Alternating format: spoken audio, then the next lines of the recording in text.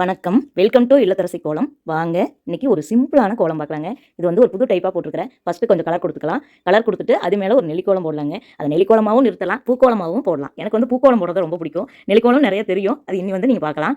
பாருங்க ஃப்ரெண்ட்ஸ், உங்களுக்கு என்னோட இந்த இல்லத்தரசி கோலம், ஈஸி கலர் கோலம், சுவை 6 அப்படிங்கிற சமையல் சேனல், இந்த 3 சேனலும் பிடிச்சதுன்னா சப்ஸ்கிரைப் பண்ணி சப்போர்ட் பண்ணுங்க. கட்டாயம் பிடிக்குங்க.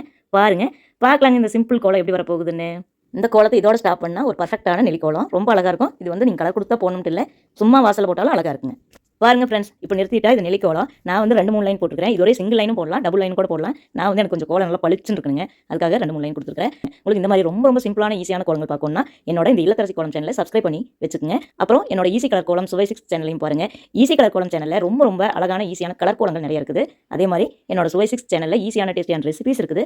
பாருங்க, கட்டாயம் உங்களுக்கு பிடிக்குங்க. அப்படி பிடிச்சதுன்னா இந்த 3 சேனலையுமே சப்ஸ்கிரைப் பண்ணி வச்சுக்கோங்க. இந்த வீடியோ பிடிச்சதுன்னா மறக்காம ஒரு லைக் பண்ணுங்க. தேங்க்யூ ஃபார் வாட்சிங்.